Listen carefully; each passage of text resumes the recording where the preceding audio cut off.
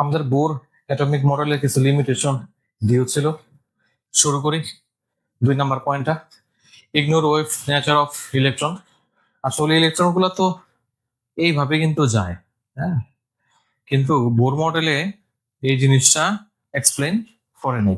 এটা পরের লাইনে আসি, Louis T. Berkeley showed that electrons have a wave nature, but Bohr atomic model treats electron only the particles and does not consider their wave behavior.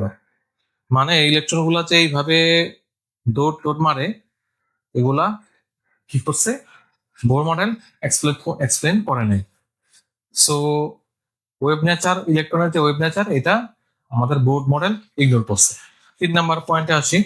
3 number point হলো not applicable to multi electron atom. Multi electron atom কি? যেগুলোর ওই মানে hydrogen আর hydrogen like atom না, ঠিক আছে, ওগুলাই হলো multi electron atom. যেমন দেখি, this model works well only for the hydrogen or hydrogen like atoms, যেমন হিলিয়াম, লিথিয়াম এটসেট্রা, এই টাইপের।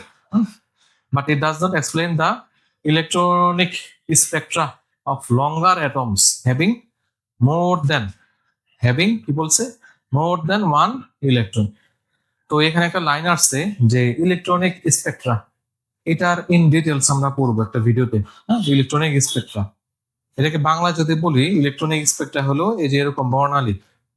তো এগুলা কোনোটা একটু লঙ্গার হয়, কোনোটা শর্ট হয়, কোনোটা কালার হয়।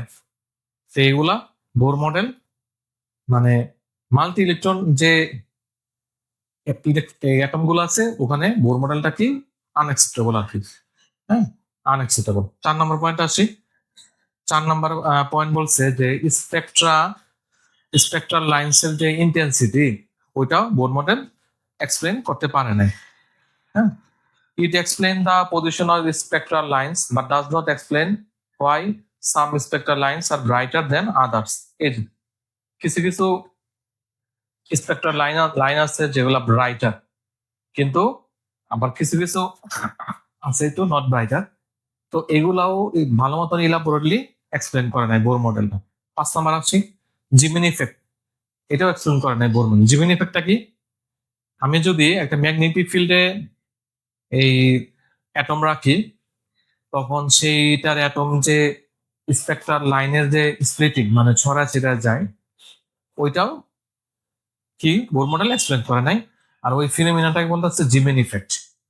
স্টার্ক ইফেক্ট, এটাও এক্সপ্লেন করে নাই। 6 নাম্বার পয়েন্ট, এটা কি? It cannot explain the splitting of spectral lines in the presence of an electric field.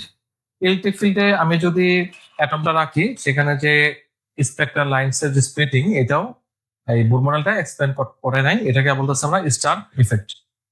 তারপরে কি বলছে এখানে, this model says electrons revolves in circular orbit.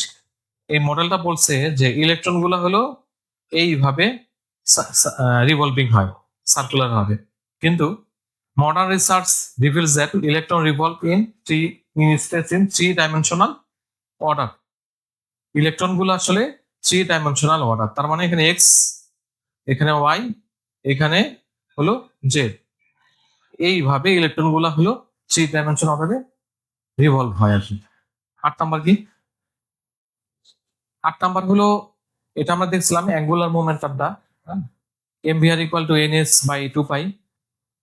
But কিন্তু এই যে এইটা যে ফর্মুলা দিচ্ছে এই বোর মডেলে, কিন্তু এই টাইপের যে অ্যাঙ্গুলার মোমেন্টটা হয়, এটা ডিটেলস মানে ব্যাখ্যা এখানে দেয় নাই আর কি।